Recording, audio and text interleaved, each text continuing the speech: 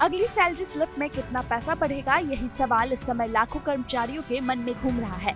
वजह है 8वां केंद्रीय वेतन आयोग। अब ये सिर्फ चर्चा नहीं रह गई है, काम शुरू हो चुका है। 8वां केंद्रीय वेतन आयोग की ऑफिशियल वेबसाइट लाइव हो गई है। कर्मचारी, यूनियन और दूसरे लोग 16 मार्च 2026 तक अपने सुझाव भेज सकते हैं। आयोग नवंबर 2025 में बनाया गया था। इसे 18 महीने के अंदर सरकार को अपनी रिपोर्ट देनी है।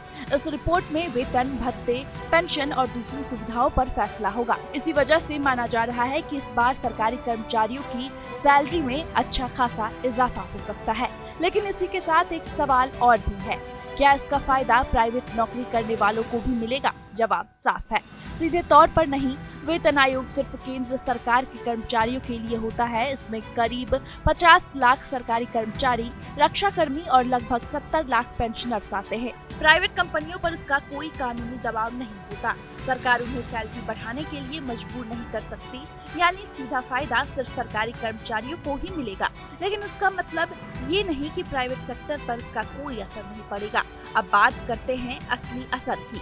जब सरकारी कर्मचारियों की सैलरी बढ़ती है तो लोग सरकारी नौकरी को ज्यादा पसंद करने लगते हैं, खासकर आईटी, इंजीनियरिंग, मैनेजमेंट और फाइनेंस से जुड़े लोग। वजह साफ है, नौकरी की सुरक्षा, पेंशन और अब बेहतर सैलरी। इससे प्राइवेट कंपनियों पर दबाव बढ़ता है। उन्हें अपने अच्छे कर्मचारियों को रोकने के लिए सैलरी बढ़ानी पड़ती है और या फिर ज्यादा सुविधाएं देनी पड़ती है। नहीं तो लोग सरकारी या पीएसयू की तरफ चले जाते हैं। यही असर सबसे पहले आईटी, बैंकिंग और प्रोफेशनल सेक्टर में दिखता है। इसके बाद आता है सैलरी की तुलना का दौर। कई प्राइवेट कंपनियां अपने कर्मचारियों की सैलरी की तुलना सरकारी पीएसयू सैलरी से करती है। जब वेतन आयोग आता है तो ये तुलना और तेज हो जाती है। पीएसयू कंपनियां अक्सर वेतन आयोग के बाद सैलरी बढ़ाती है।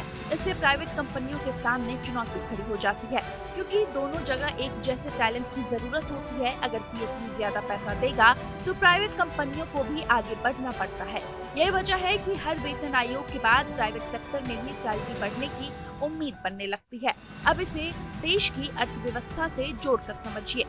अगर करीब 50 लाख कर्मचारियों और 70 लाख पेंशनर्स की सैलरी बढ़ती है तो बाजार में खर्च बढ़ता है। लोग ज्यादा खरीदारी करते हैं। घर, गाड़ी, मोबाइल, ट्रैवल, हर चीज पर पैसा खर्च होता है। इससे कंपनियों का काम बढ़ता है। उन्हें ज्यादा सामान बनाना पड़ता है, ज्यादा लोग रखने पड़ते हैं और कर्मचारियों को रोकने के लिए बेहतर सैलरी देनी पड़ती है। 7वें वेतन आयोग के बाद 2016 से 2018 के बीच यही देखने को मिला था। अब अगर 8वें वेतन आयोग में फिटमेंट फैक्टर 2.0 या उससे ज्यादा रहा तो सरकारी सैलरी में 30 से 35% तक बढ़ोतरी मानी जा रही है। असर भले सीधे प्राइवेट सेक्टर पर ना हो, लेकिन धीरे धीरे सबकी जेब तक जरूर पहुंचेगा। आपको कैसा लगा ये खबर, हमें कमेंट करके जरूर बताइएगा। और बाकी कैसे और भी खबरों के लिए देखते रहिए न्यूज़ डे।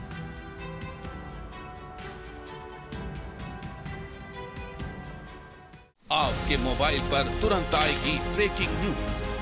स्क्रीन पर सबसे पहले दिखेगी बड़ी खबर। देश दुनिया की हर खबर एक जगह। अब आपके मोबाइल पर तुरंत फटाफट इंस्टॉल कीजिए न्यूज़ नेशन ऐप और रखिए खुद को अपडेट।